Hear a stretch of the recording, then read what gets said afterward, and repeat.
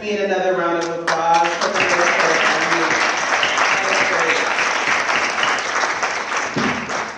All right. Good evening, everyone. My name is Gaddis. I'm the Inclusion and Retention Manager at Warner North Crossing Judd. So welcome to our friends online. We're pleased to welcome you to the 4th annual Growing Together event. I have the honor of attending tonight both as an Arbor Circle board member, but also as a representative of Warner North Crossing Judd, one of our sponsors for this evening. We are sincerely grateful to all of our sponsors and friends who make this event possible tonight and our entire event season. So please join me in a round of applause for our sponsors for this year's event.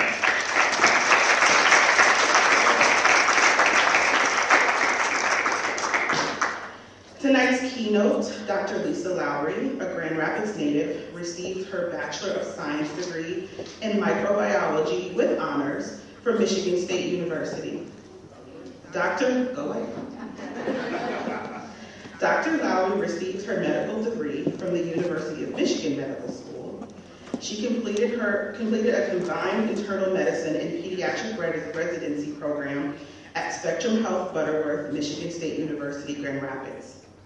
Dr. Lowery completed a subspecialty fellowship in adolescent medicine at Johns Hopkins University in Baltimore, Maryland. While at Johns Hopkins, she obtained a Master of Public Health in the Department of Population and Family Health Sciences. Currently, Dr. Lowery is the Section Chief of Adolescent Medicine at Corewell Health West, Helen DeVos Children's Hospital, and is the Assistant Dean for Diversity and Cultural Initiatives at Michigan State University College of Human Medicine. Dr. Lowery's passion for diversity and inclusion has led her to work on improving the learning and work environments for medical students and residents. Dr. Lowery is working in numerous areas to provide medical education with a health equity and social justice lens. She is passionate about community service and is on several boards and part of several community organizations in the greater Grand Rapids area. Tonight, Dr. Lowery will explore Dr. King's 1967 book, Where Do We Go From Here? Chaos or Community? Dr. King's final book centers on the importance of addressing social determinants of health, such as poverty, housing, education, and economic inequality, as essential to achieving true equality. Please join me in welcoming Dr. Lowery to the stage.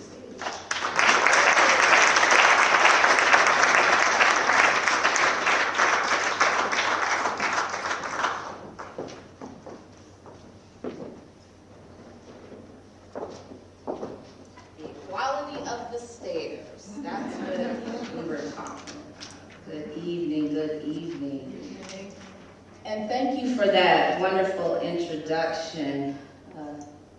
That is me. When I was asked to speak, when the committee reached out to me, I actually believe it was about mid-October, and we were meeting, and I was first honored to be just a part of the committee, and then they said, what about you? We really want you to be the keynote. And I was like, wow, okay, such an honor. An honor to be associated and involved in anything having to do with the late, great Reverend Martin Luther King, and then his book, and they talked about the book that we were going to be centering the conversation around and indeed inspiring. And one of those things, we always talk about, hey, if there were 3 people living or dead, which 3 people would you want to talk to? And Dr. Martin Luther King is always one that I always think about. And so reading the book is inspiring. So if you haven't had a chance to read the book or listen to the book, if you listen to audio book, I would say it's amazing because it is actually timeless. And outside of the use of the word Negro, because that is a word he used, it was written in the 60s, y'all. It could have been written in 2024 easily. But Arbor Circle asked me to speak on the topics of health disparities and the social determinants of health. And honestly, when we first met, one of the elephants in the room, I guess on the Zoom, because we were meeting virtually, was we met about 2 weeks prior to the election. And I said, wow, the other thing is, the election coming up. He was like, yes, ooh, And I said, well, okay, and that's all I'm gonna say on that. But I'm gonna hopefully stick with my assignment this evening. I do have a disclaimer. The opinions in this presentation are my own. So do not represent Arbor Circle or Corewell Health or Michigan State University or Michigan State College of Human Medicine. So if you're gonna get mad at somebody this evening, you're gonna get mad at me. Now feel free to have my email or cell phone. So if you're gonna call somebody, get mad. But these are my opinions. I'm going to share some data, but then I'm also going to share maybe some opinions. So those, I know there's some of you out in the audience who know me, you're like, oh, here she goes. I think but with the time, and like I said, we met prior to the election, and now we are, some of us are like, oh, what's going to happen on, January 21st.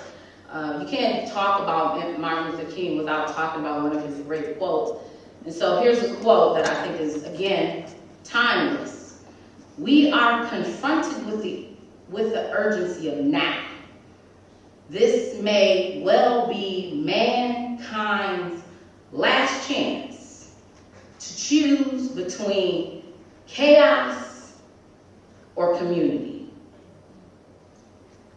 So I got some notes here, and I'm going to more so to keep with my time frame and keep timeliness here so we can get on to our panel. So this is some data out of Kaiser Family Foundation, Peterson Kaiser Family Foundation, and data analysis from the Organization for Economic Cooperation and Development. The United States of America is a great country, and we are big ballers, shot callers in healthcare. And I'm going to tell you this, as a physician, we are appropriately compensated. We're well compensated. All this money ain't going to us, y'all. I'm going to tell you that. Or the nurses, or our medical assistants. And yet we would think of all the money that we spend on healthcare, we should be getting it right. Right? Okay, y'all can feel free to talk back to me. Even though y'all on the Zoom, you just yell at the computer, right? And I'll hear you, trust me, I will. But we don't, right? Because if we were going to be here talking about health disparities. But we should know here that we have some of the worst health outcomes, and even our life expectancy is not as great as other countries when we look at our what we call developed countries versus the term we use, developing countries. And even if you look at that little dip, if for those of you who can't see it, that's 2020, and I don't know, y'all might want to y'all remember what happened in 2020, right? And if you really look at some data, if I have more time, you can actually look at that data, and the health disparity was even more. The margin of decrease in life expectancy was even more when we look at our minoritized communities and our persons of color. And if you can see, we haven't quite gotten back to normalcy with that life expectancy. And then let's look at our maternal mortality rates. Look at our persons that are assigned female at birth. We are dying at higher rates than in our developed countries. We have some of the latest and the greatest, but our people who are giving birth are dying at higher rates.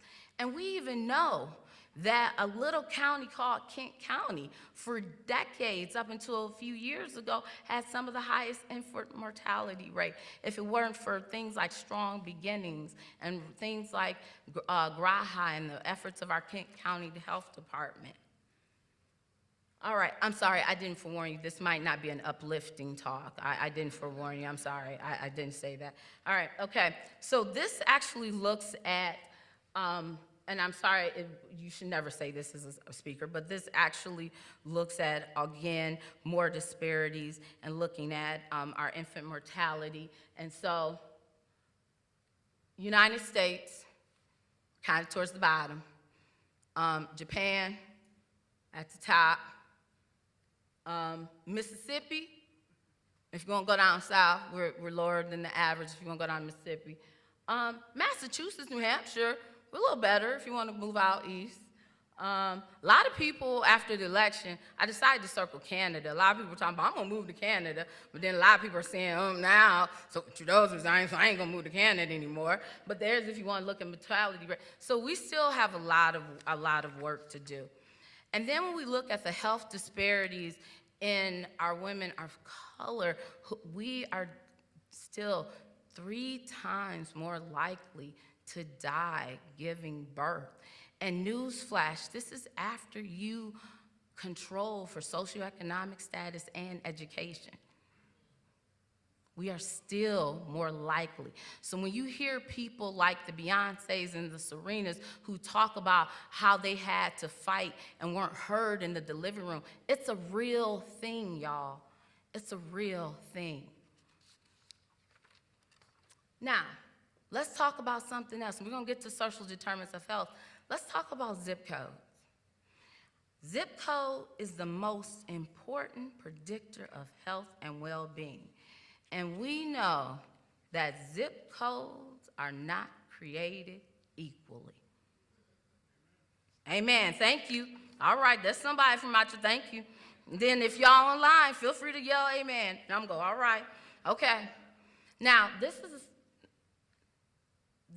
is a study. Now, if you have time, not right now, but on your own, you can actually Google this. This is an interactive online, and you can look this up. And so some of you have heard me speak before. I've used this slide, so don't give away the punchline. You can go on this. This is Not Even the Past from richmond.edu. It looks at social vulnerabilities and the legacy of redlining. But more importantly, this is Grand Rapids, y'all. So the little red over there, you see the dark, that's the red that's circled. That top, there's a red box and then one above it. The red line in the middle, that's Hall Street.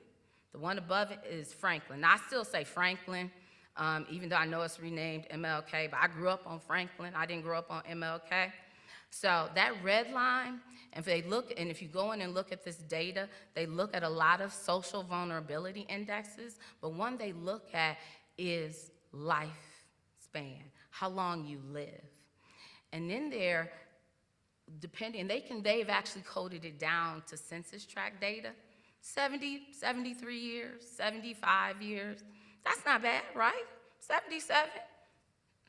Now, if you go to the east, that's East Grand Rapids. So for those of you who are familiar with Grand Rapids, if you drive down Franklin Street, or Martin Luther King, it's known now, once you pass Plymouth, it becomes San Loray. So I had a running joke with my father back in the day. I'd be like, hey, Dad, I grew up on West San Loray. He'd be like, nah, baby, you grew up on Franklin. He said, a few blocks make a lot of difference. But the point is, 90 years old, 90 years old, a mile, 20 years, 2 decades. Why? Why? Now I know we know why, right? Because those 2 blocks, the houses cost a whole lot different, right? If you Zillow, you can tell how much some houses cost, right? Lot of different income tax brackets, right? So when we talk about the social determinants of health, we talk about like things that go into like economic stability, social and community context. We talk about safe neighborhoods and environment. We talk about education, but these have to be quality things, right? And then there's healthcare, my lane. And the thing is, when we really talk about healthcare and access to good healthcare, and you coming to my office and your overall health, really, your health, by the time you get to my door, really only makes up about 20%. The other 80% is built into the neighborhood, your economic stability, it's built in that social environment, it's built in that access to quality education. And these are the conditions which our people are born, grow, live, work, worship, age. These are the conditions that shape their lives, these economic policies and systems, the development of the social norms, the agendas, and the political systems. And these are the things that make us well or not well, right? And we know, we have a saying, wealth equals health.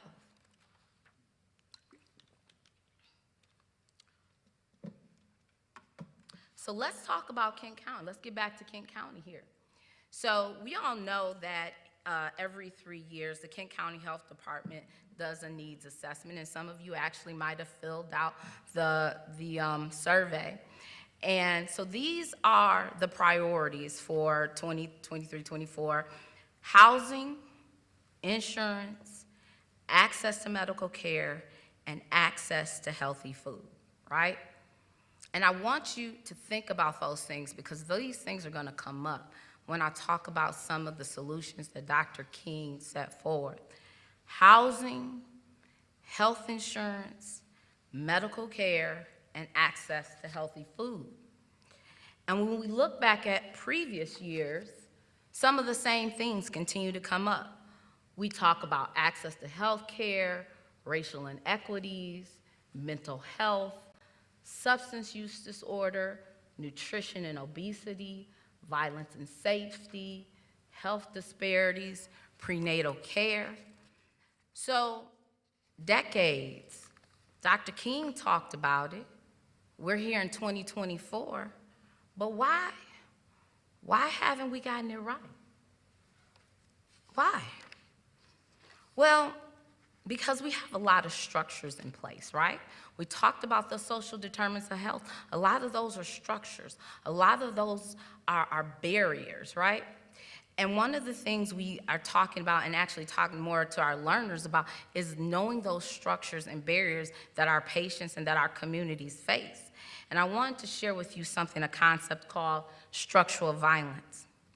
The term structural violence is one way of describing social arrangements that put individuals and populations in harm's way. Now, when I first heard this concept, I was like, violent? Because when you think about violent, really, that we think about, boom, like I walk over and punch Lisa in the face. You're like, that's violent, right? That's violence.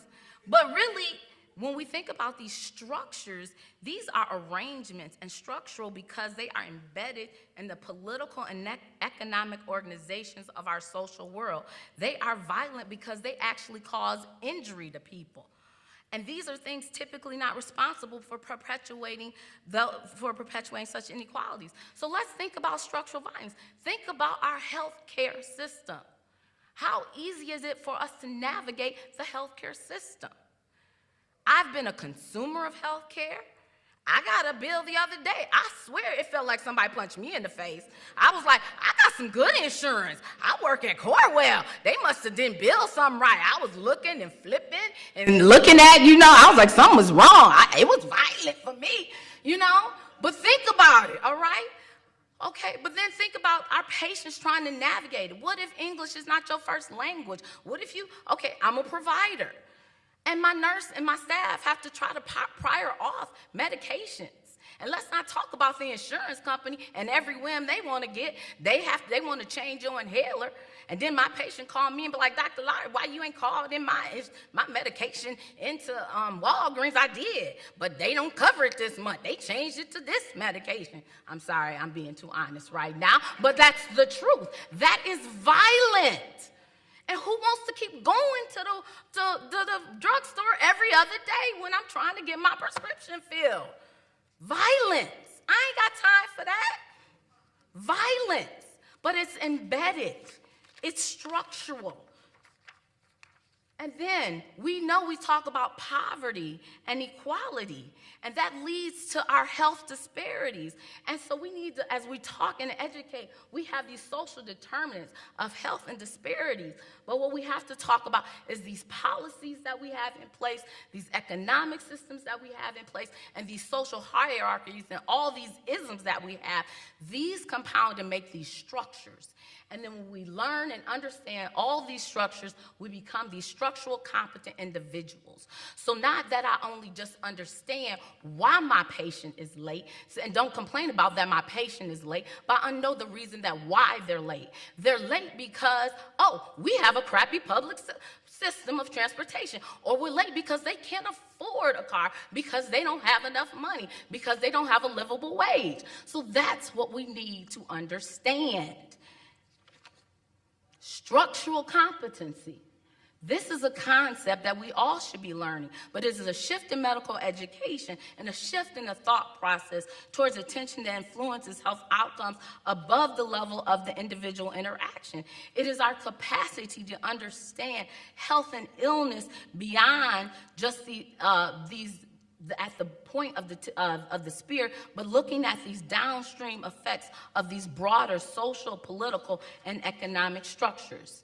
And then the next thing, I can't have a conversation about this without talking about structural racism. And my husband and I always have a conversation about, here you go talking about structural racism again. But baby, we got to talk about structural racism. Structural racism, we have these systemic factors when we talk about racial segregation, unfair financial systems, environmental justice, pervasive discrimination. This leads to economic disadvantage, disenfranchisement, mass incarceration. This leads to chronic environmental stress, inadequate housing, unhealthy foods. Again, you remember those social determinants of health we were talking about? Leads to things like obesity, inadequate medical care. Think about that, even that medical care with those implicit biases that we have embedded in it. And then that leads to when we're realizing that at the neuroendocrine level, biologic level, this causes inflammation, vascular disruption. Even at the epigenetic level, we are learning, even with a concept by Arlene Geronimos of weathering, and at the level, a cellular level of these things impacting our telomeres. And all of these things lead to worse health among persons of color and lead to health inequities. So when we wonder why people are saying, why we talk about racism, that's why we need to continue to talk about racism.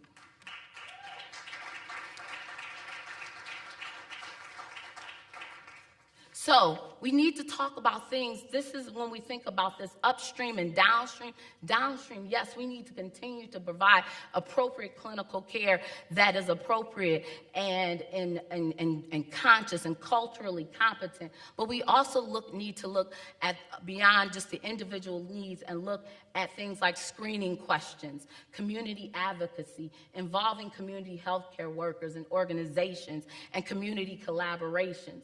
And then we need to look even further upstream at laws and policies and regulations that create community conditions that support a health of a community and improve community conditions for us all. I'm not going to go into this slide, but I want to go into this slide when we talk about, remember way earlier we talked about this infant mortality and maternal mortality. What we need, and we talked about how we need to improve disease and injury, and we need to talk about risk behaviors, right? But I need to just be more than talk about stop smoking and if you're overweight, go ahead and walk outside. Well, maybe you don't feel safe outside. Well, then I need to figure out why your community is unsafe, and you feel unsafe to walk outside. So that we need to make sure we have adequate living conditions. We need to make sure people can afford to have a house. We need to make sure that people can stay in their homes. We need to make sure people have access to culturally competent health care. And then we need to continue to have these strategic partnerships. And we need to further on address these social inequities and look at things like class, race, immigration status, gender, and sexual identity. And this is all looking at this policy building across multiple levels. And when we look at those things, then we can address some of those social determinants of health. So, before I move on, I want to go back. I prepared this talk, and then I said, well, what am I missing? So, because I can't talk to Martin Luther King, I did one thing. I pulled up ChatGPT. So that's because I work with young people. So I figured, what would ChatGPT say? So I put in my question, said, so why do we have health disparities and social determinants of health? And so ChatGPT got it all figured out. They talked about social determinants of health. They talked about impact. They talked about economic inequities in education and access to health care. They went on language barriers, policy, governance. But the one thing, ChatGPT had it all figured it out. They said, in conclusion, addressing health disparities requires a comprehensive approach that considers the interplay between individual behaviors and the broader social, economic, and environmental factors that shape health outcomes. Efforts to reduce these disparities often involve policy changes, community engagement, and commitment to equity in healthcare access and quality. So, my question to you, y'all, is Martin had it figured out in 1965, and ChatGPT got it figured out. Why can't we get it figured out? All right. So, if anyone in the audience want to shout, anybody know where this comes from? Anybody? So this actually, and I borrowed this from a colleague. I heard her. If you've ever heard her speak, she's a person now I consider one of my sheroes in the public health domain. This is actually Popeye. It's not, y'all like Popeye? She talking about Popeye? The guy who eats spinach? Yes, Popeye. He says, this is all I can stand, and I can't stand no more. And so I borrowed this from Dr. Renee Branch Kennedy, who's the CEO of the Public Health Institute. And I heard her speak several times, and she says, the reason I put this up here is because why do we keep talking and why do we keep researching? And research is great, but when do we get about doing some things? When do we get into the action? We research it, and then we research it, but then are we doing something? Nah, that part is mine. That's not Dr. Renee Kennedy. And then does anyone know who this is? I won't make you think too long. This is the great philosopher, Dr. Lisa Monique Lowery. Because I truly think we have inequities because really people just don't want to give up their own little piece of the pie. And we have the resources, the time, the talent to do it, but it's about I don't want to give up something so you can't be a little better than me, right? And we have the money because some of these people have a lot of money, and they don't want to put the money towards it to get it right. Again, my opinion. So I thought about this. I said, well, if I had the opportunity to talk to Reverend Dr. Martin Luther King, what would he say? I said, well, Reverend Martin Luther King. So I did a little remix, little remix, I said, Lisa, I'm not going to sing, but I said, if I'm not going to rap. I said, what if I did this? We said chaos or community. I said, what if we did some chaos and caused some chaos in the community? What if we actually did something? What would we think? And he said, well, Lisa, if I was talking to Dr. Martin Luther King, he said, I put it in the book, what y'all should be doing, because he really talks about it. He really talks about programs and prospects, right? He talks about equitable education. He talks about funding schools and not having inferior education and leveling the playing field and paying teachers what they're supposed to be paid. Come on, y'all. Our teachers don't make enough. Our educators don't make enough. All right, come on. I'm not just saying that because my husband works in education. I'm not saying that, but come on now. And livable wage. He talks about employment. He talks about what is a fair, livable wage. And he talks about rights and democracy and protecting voter rights. Is that something we're not talking about in 2024? Still, even after the Voting Rights Act was passed in the 1960s? And then he actually still talked about fair, safe, equitable housing that you can afford. He speaks about all of this. So let's focus on the here and now. We have the tools and we have the resources we need. We just need to put it in the right places. And so in the 60s, we were focusing on the moon. And now we're focusing on Mars. Dr. King wrote, Without denying the value of scientific endeavor, there is striking absurdity in committing billions to reach the moon where no people live. Where no people live, y'all. While only a fraction of that amount is appropriated to the service that is densely populated slums, to the densely populated slums. So in my paraphrasing and remixing of his writing, I said, well, what if we continue to focus on reaching Mars? That's Mars, y'all, because you know we're trying to get to Mars, right? I don't know why. We might not be happy when we get there. It might be something we don't want to bring back. If we continue to focus, and then we focusing on just people just shooting up. I want to go and rotate around the world, Earth. Okay, if you got enough money, go save, go, you know, they want to spend a lot of money, go just fly up in the air.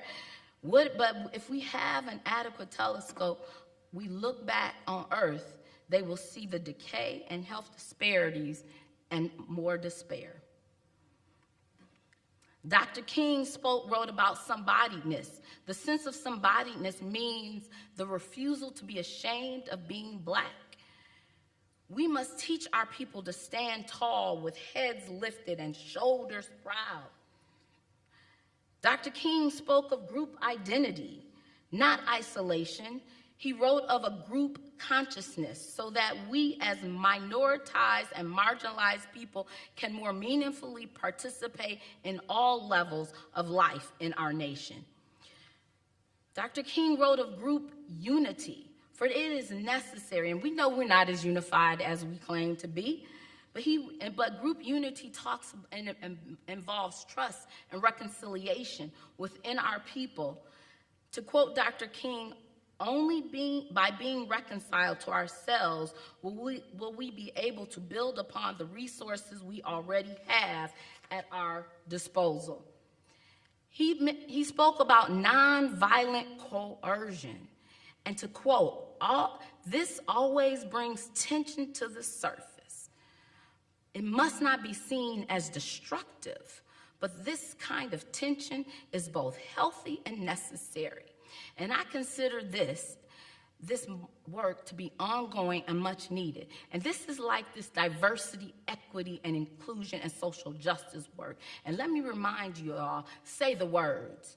Don't be marginalized to this DEI work. Say the words, diversity, equity, and inclusion, because words matter. And there are people out there that are trying to make DEI a bad thing, but there's nothing wrong about diversity. There is nothing wrong about equity. There is nothing wrong about inclusion, and there is nothing wrong about social justice.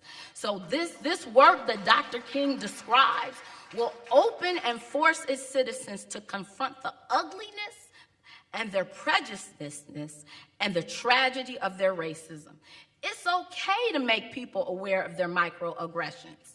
It's okay to cause what John Lewis would say, good trouble.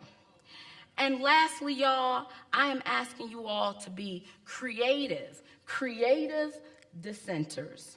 Dr. King wrote, let us be creative dissenters who will be called to a beloved nation, to a higher destiny, to a new plateau of compassion, to be more noble expression of humaneness. And I'm going to read this, because we are superbly equipped to do this. We have been seared in the flames of suffering. We have known the agony of the underdog. We have learned from our have-not status that it profits a nation little to gain the whole world of means and lose the end, its own soul. We must have a passion for peace born out of wretchedness and the misery of war. Giving our ultimate allegiance to the empire of justice, we must be that colony of dissenters seeking to imbue our nation with the ideals of a higher and nobler order. So in dealing with our particular dilemma, we will challenge the nation to deal with its larger dilemma. This is the challenge. If we will dare to meet it honestly, historians in future years will have to say there lived a great people, a black people who bore their burdens of oppression in the heat, of many days, and through tenacity and creative commitment, injected new meaning into the veins of American life. So let's be creative dissenters.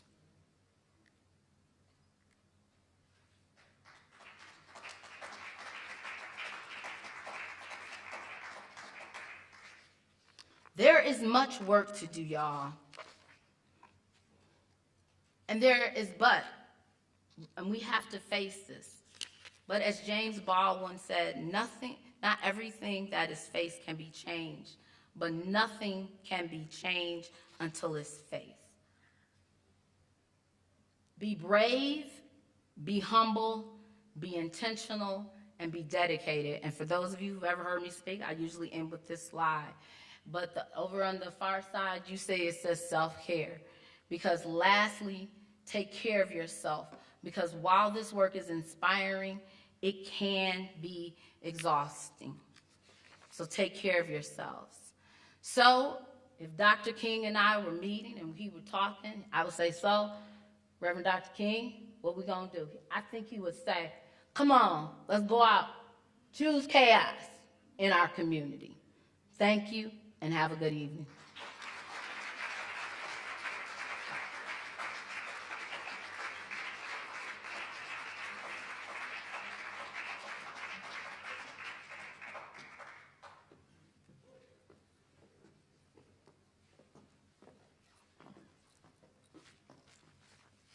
All right, let's give Dr. Lowery another hand.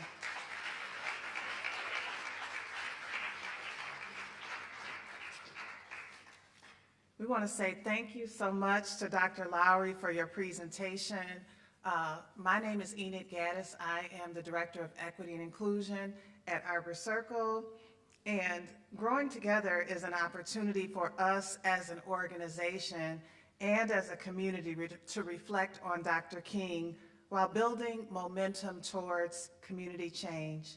As a provider of mental health, substance use, and family services, Arbor Circle is well acquainted with community needs and opportunities we have to work across various sectors excuse me, and systems to improve the health and wellness of our communities. We are going to take a few minutes to consider Dr. Lowery's remarks alongside Dr. King's work together with Lisa Knight, Grand Rapids 2nd Ward City Commissioner and Girls Choral Academy Executive Director. While we may not have time for audience Q&A this evening, we encourage you to consider the questions we discussed tonight within your own circles. All right, we're going to ask Lisa to come up and join us on the stage.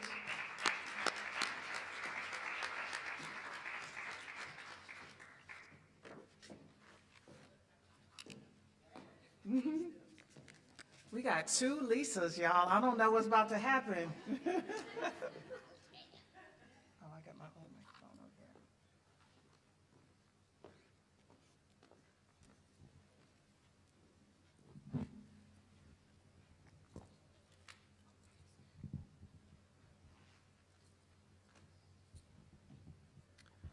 All right, I have a clicker. Just want everybody to know that.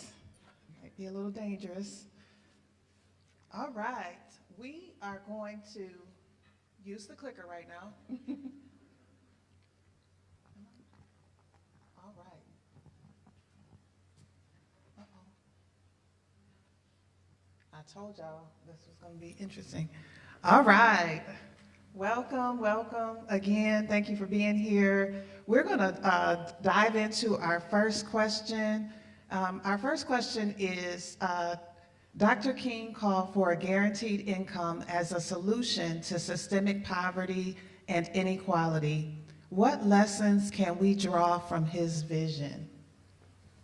Who wants to take it? Oh, Lisa. Thank you all for having us here tonight.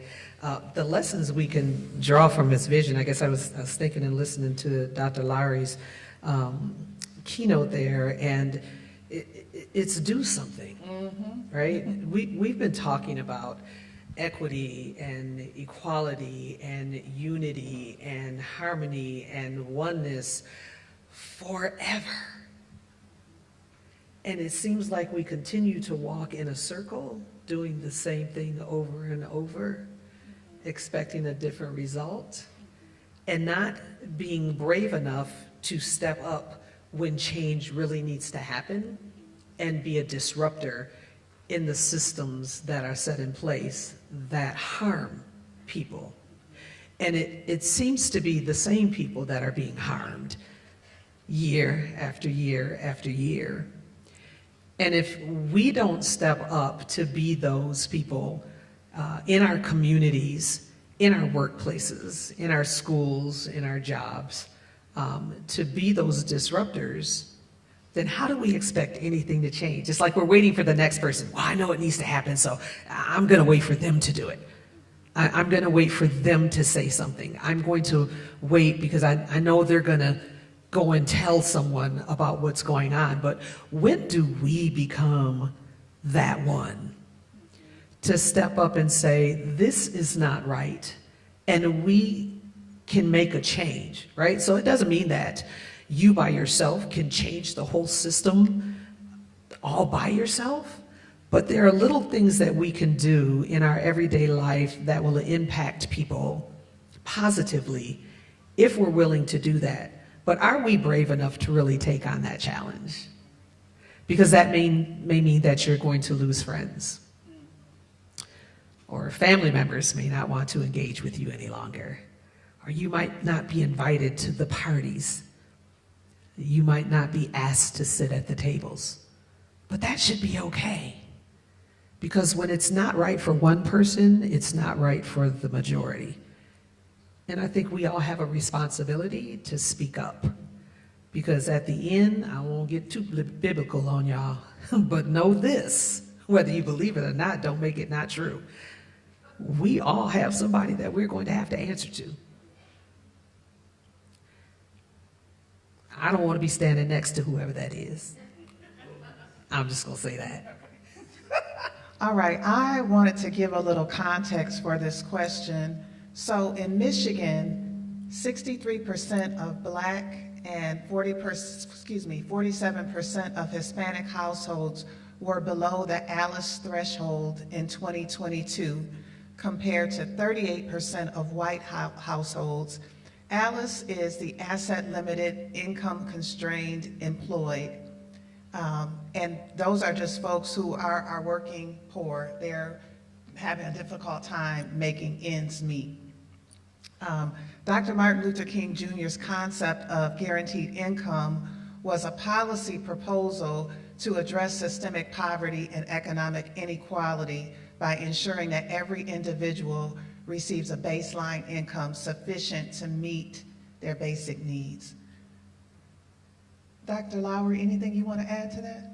No, I mean, when you think about it, sufficient to meet needs. And the thing is, there are people who are working, getting up every day and working, and are not able to meet needs. And so when we talk about, I think sometimes when we talk about equity and inclusion, a lot of people push back and say, well, that's so-and-so, and we other people, and we talk about, well, those people, well, those aren't these are people who are truly getting up, they're working, and they're still not able to meet their needs. And so there is something wrong with the system when I'm doing what you tell me to do. I get up every day, I work every day, and still I can't make my basic needs. And I say we have smart people out there, and there's this vicious cycle. Well, if I pay them this, then I can't pay this, and this is going to go up, and all these. What we're kidding ourselves if we feel like we can't solve the problem. And so that's all we're saying. So Dr. King, he recognized that poverty was not a result of laziness, right? It was the structural harm, the structural violence that you talked about that was the cause of poverty. that it was a structural issue, not a personal failure. And oftentimes we look at folks who can't make ends meet and say, you just need to try a little harder.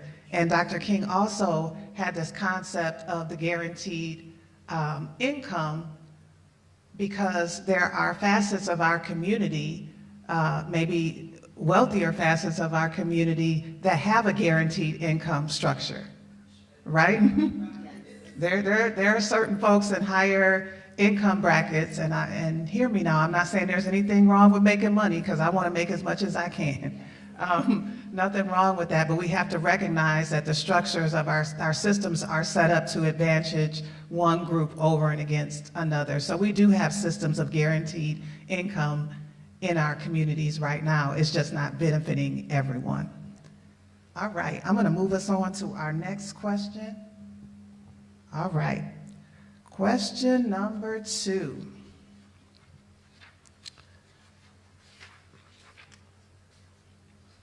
Dr. King proposed a guaranteed income as a way to promote dignity and equality.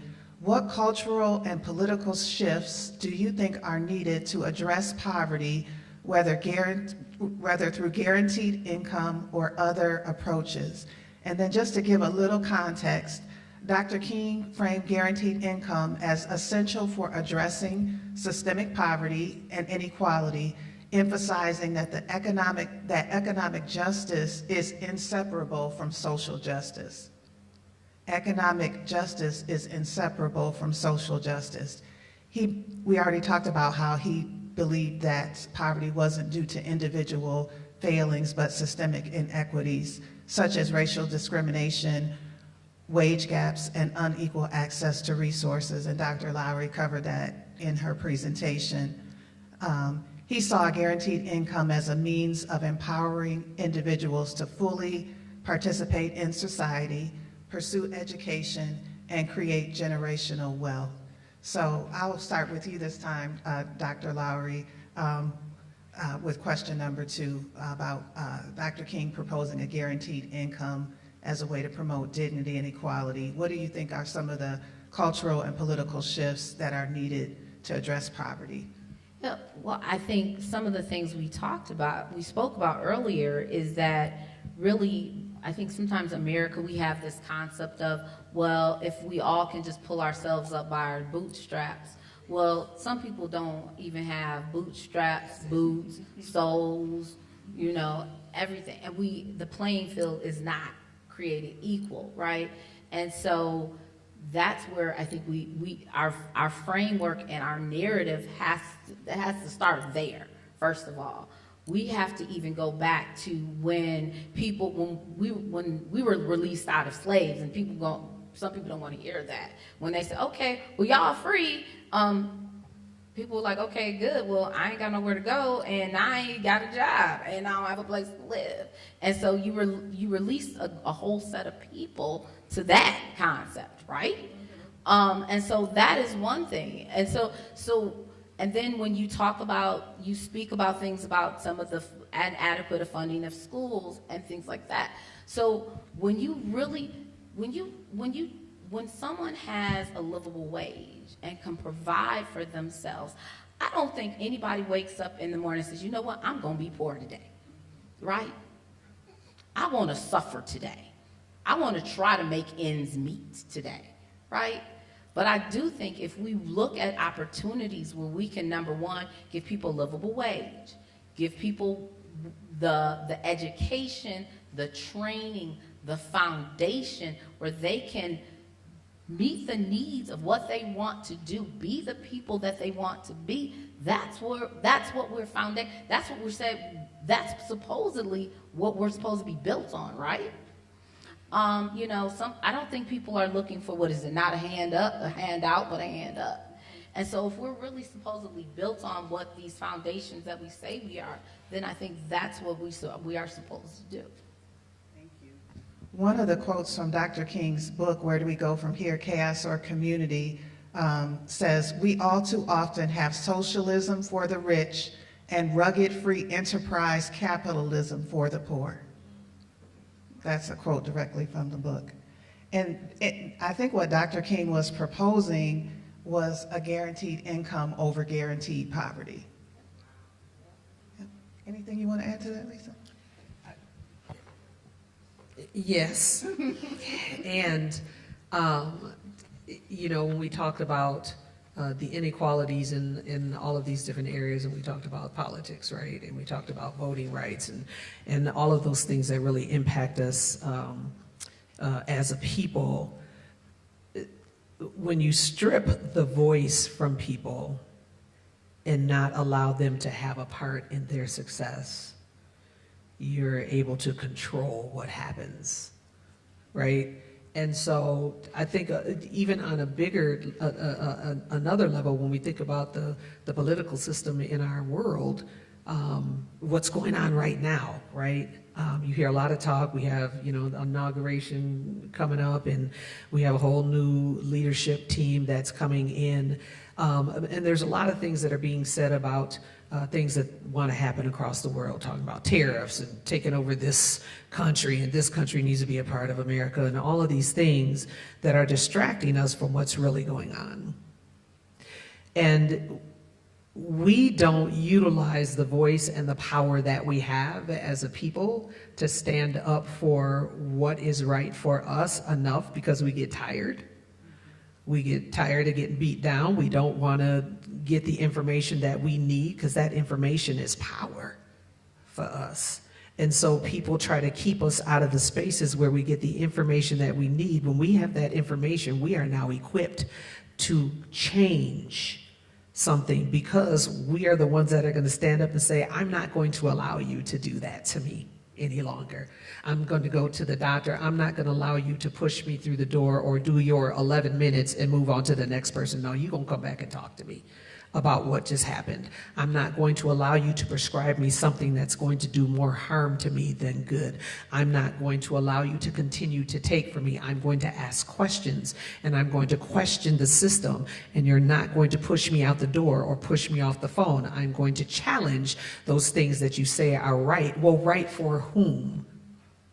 But if we don't pay attention to what's going on around us, that capitalism, those things that benefit those who are in higher socioeconomic classes, is going to continue to benefit them, because we're not going to stop it. Information is key, and using that information in a way to disrupt those patterns, right? Because people continue to do things the way that they do them because they work. And we don't know, right? But during the pandemic, where was everybody at? Online. And we learned how to do some things. We learned how to not just keep paying for life insurance and think about a universal life insurance index. Because you can put money into an account that's making or gaining better interest than the stock market is, and you can borrow against it because it's your money. And start creating wealth for yourself. And then when we pass that information down through the generations, we are now empowering them to grow and do better. But I mean, we can talk about the inequities in the housing and employment and all of those things, but if we don't use our voice to talk to the people that have the power to shift things in our community, then we're not going to get anywhere, right? I think about people who send me emails all the time about things that they may be dealing with. And so I take that information back now to our city or our city manager and say, hey, I've had a number of people talking about this issue. We need to look into this. But if you don't have the right people in positions that are going to use their voice to make change and really care about the people that they're serving, but sometimes we vote blindly because we don't have the information. We vote because we see a flyer enough times at our door. I mean, let's just be honest, y'all, for real. That does happen. Come on. Let's just be real about it. People vote by what they hear and see, not by what they know. I watched it happen a couple times, right? Sorry. Man. All right. All right, our next question.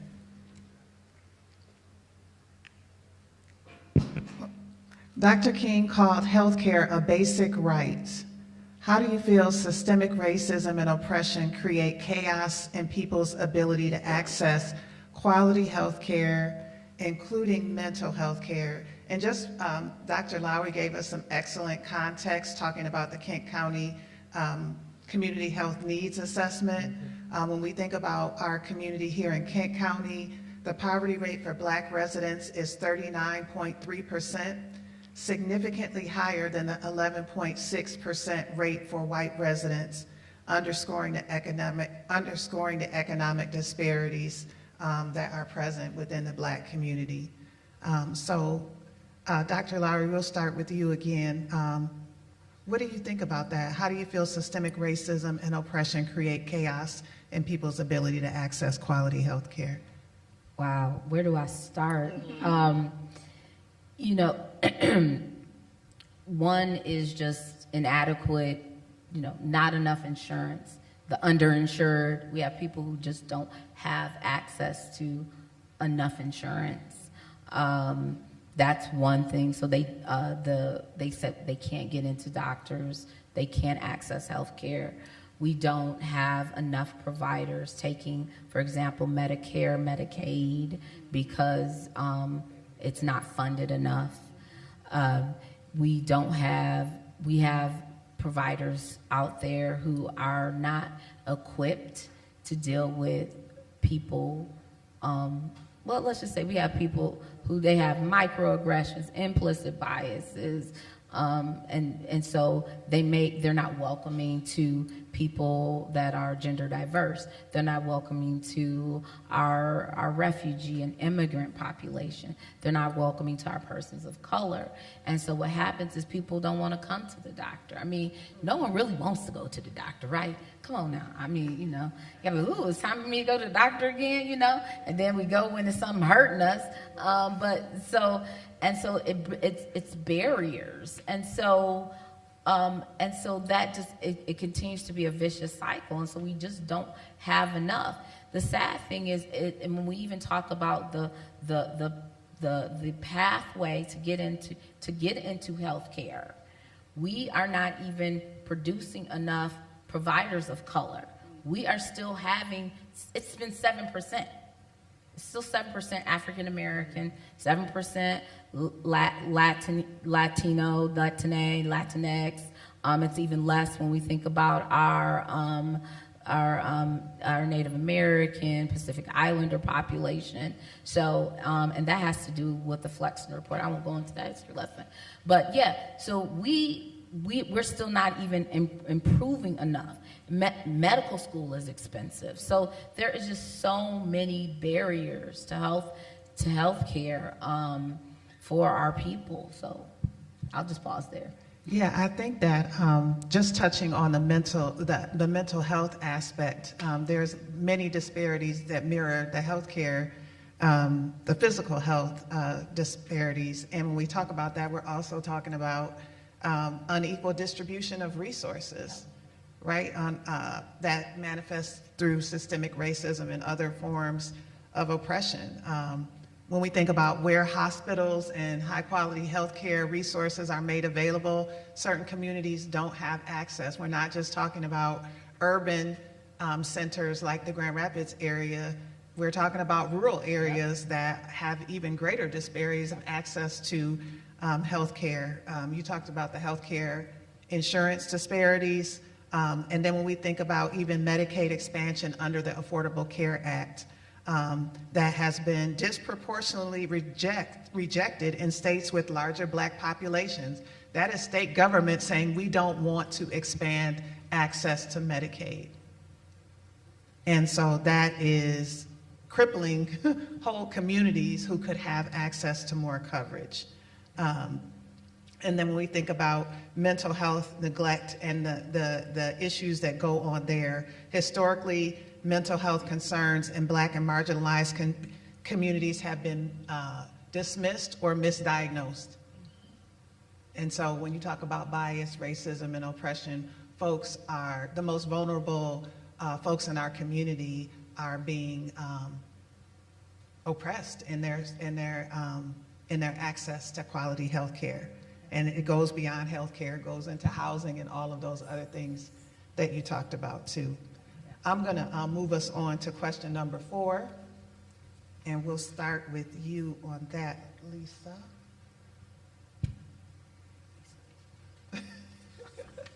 I'm calling you Lisa, I'm calling you Dr. Lowery so I can keep them straight in my own mind. Wow. Well, I can call you Dr. Lisa. That's okay. Okay. I'll stay Lisa. Okay. What would it look like to move from the chaos of inequitable healthcare systems to a community of fair and equal access for all? What would that look like? Eden. And I'm gonna, because healthcare is that is key. It is important, but I'm just gonna say as a whole, right? How would it look to move from chaos to equitable systems in our community with fair and equal access for all? Eden. It looked like heaven, right? Where we don't have to worry about the older population being disenfranchised, not being able to get in to see the doctor, not being able to go to a corner store where they can access fresh fruits and vegetables, being able to walk down the street and go to the park where there's enough lighting on the street and the sidewalks are clear and they're clean and the shrubs are looking nice and you've got flowers everywhere and you've got stores on the corner where you can go and sit and have coffee and open air venues where you can sit and you can listen to music and you can hear the kids playing and the kids can go to the park and they can be safe and they can ride their bikes down the street and not worry about getting hit and they can not worry about drugs being sold at the gas station over on the corner that nobody seems to want to shut down or has the power to do anything about, where they can get transportation and go to any side of town and feel welcomed. Man, that one hit me. Where you can go to any side of town and feel welcomed, right? Where you don't have to worry about, do I have enough money to get this? Do I have to not pay my electric bill and still be able to buy groceries for my household? Can I turn my heat up just a little because it's cold in my house and I don't have to worry about my gas bill next month because it was really cold this month because the windows are broken and there's cracks and there's no insulation and the seal is on the door so I don't have to worry about the heat creeping out from under there? What would that look like? Like our world is supposed to look. Yeah, and I think we have to acknowledge that that will require a redistribution of resources. Because as Dr. Lowery shared with us, it's not a lack of resources. It's inequitable distribution of the resources that we have is what the real issue is. Dr. Lowery, anything you want to add to that? I really don't. I think that. Okay, well, I'm gonna keep us moving there. Okay.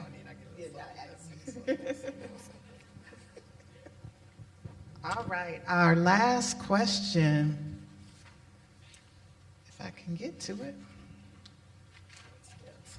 Oh. Yeah, in your opinion, what steps can we take to build a just and equitable future for our community? We'll start with you, Dr. Lowery. You know what, my good friend, my Lisa and Cole Jam. So we've known each other forever. So y'all forgive us if we get non-professional. We actually grew up in the same church. So we've known each other forever. So yes, I'll get professional again. You know what I'm saying? So. Wow, what can we say? I really say there's a lot of times when I do work around diversity, equity, and inclusion, it becomes overwhelming. People are like, oh, where should I do? I say get in where you fit in. Do something. Because it may just be that individual where I need to learn.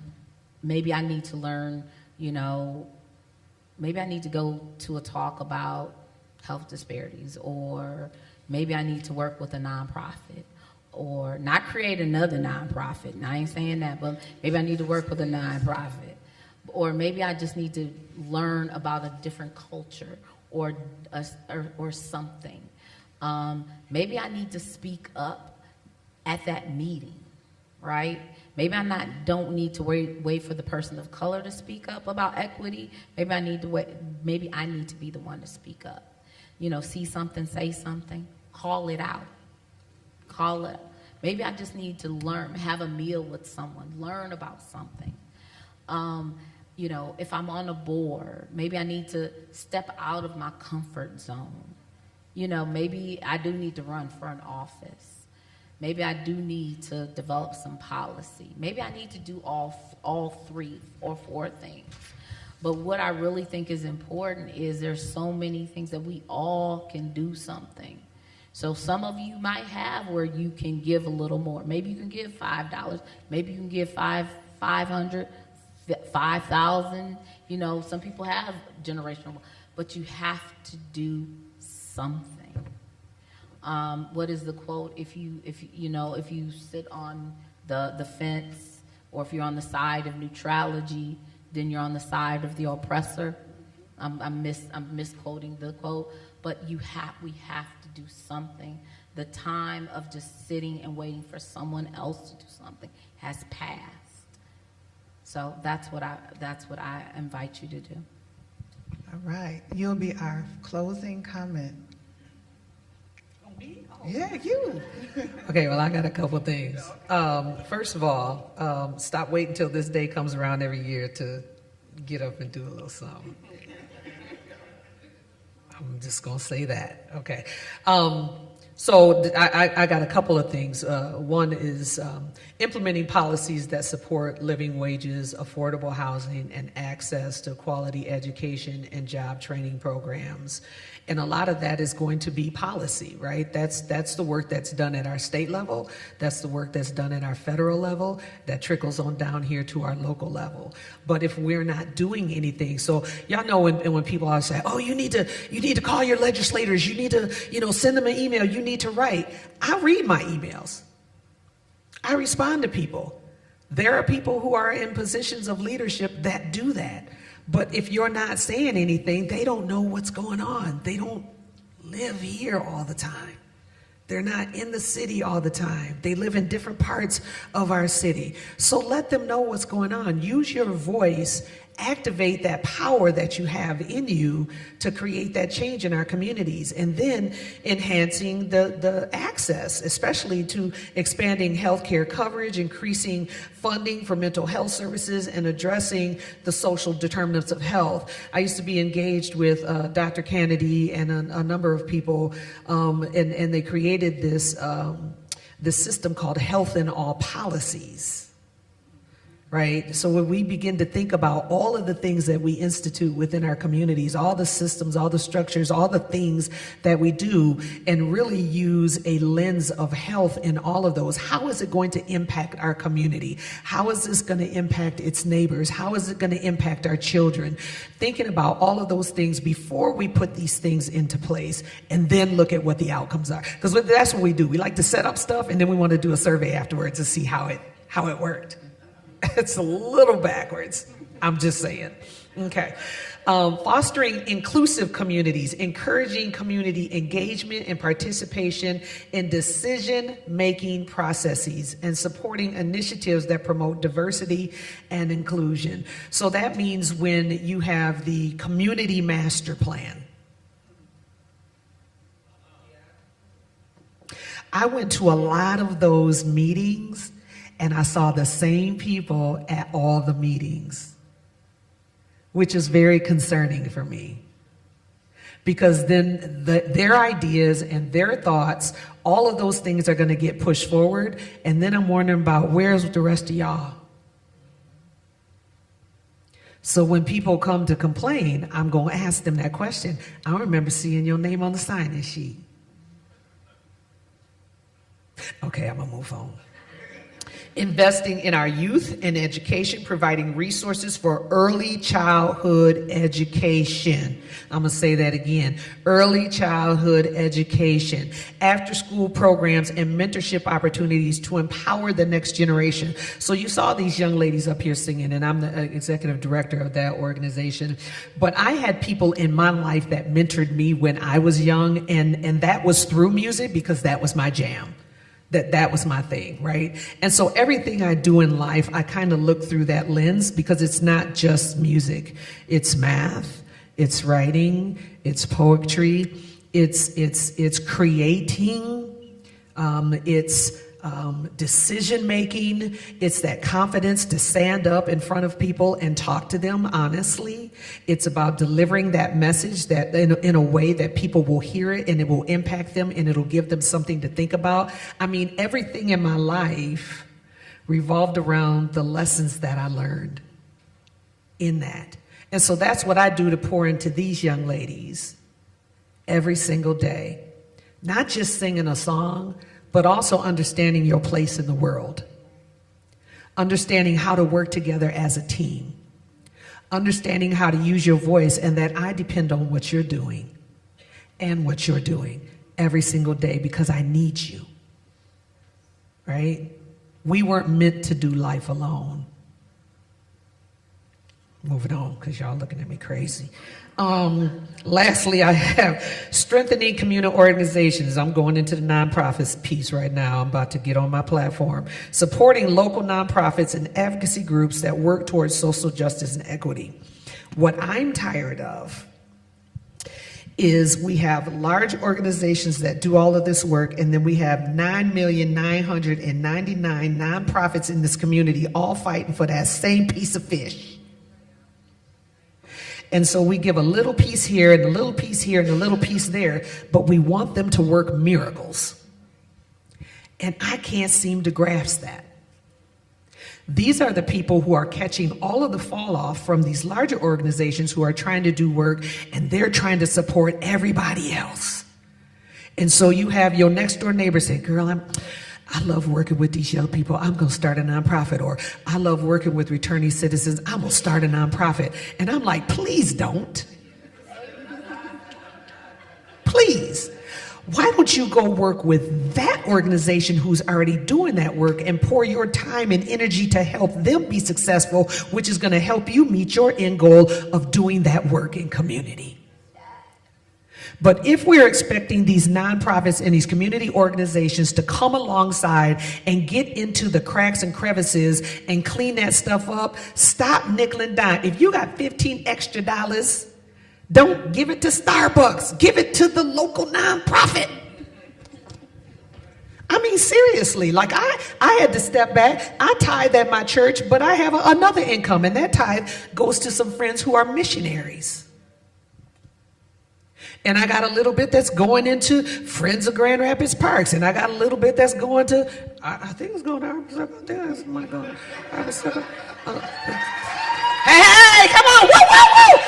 Check my giving record, make sure I'm straight. I might have lied, I don't know. But when Dr. Lowery was talking about we have the finances, we have the money, we have it here. We really do if we step back and really think about where our dollars make sense. Like, let me tell y'all, if there's some people that you would stop supporting, I guarantee that your voice would definitely impact them.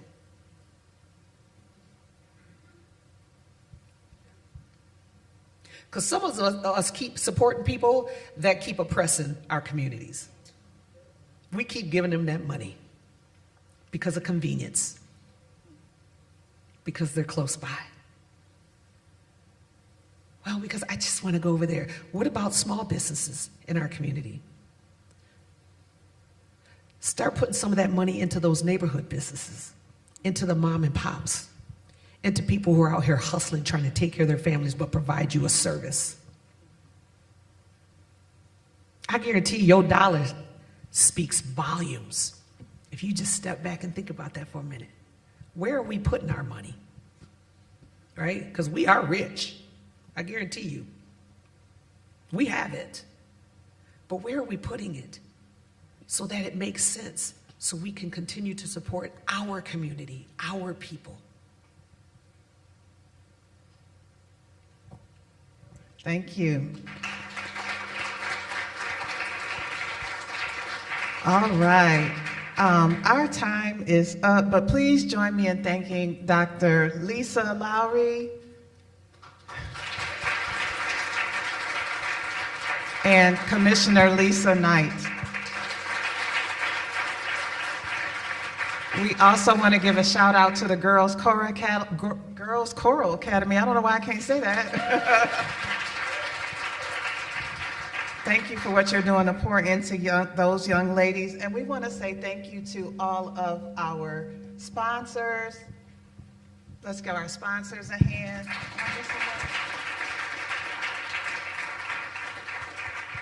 I want to make sure. Is that our last slide? Okay. Thank you to our sponsors. And we have a survey. If you could take a picture of that QR code, we would love to get your feedback about this evening. Again, we just want to thank you for being here and supporting this event. And as Dr. King reminded us, the choice between chaos and community is ours to make. Let's leave here tonight committed to building a beloved community, one that uplifts, supports, and ensures dignity for all. Thank you.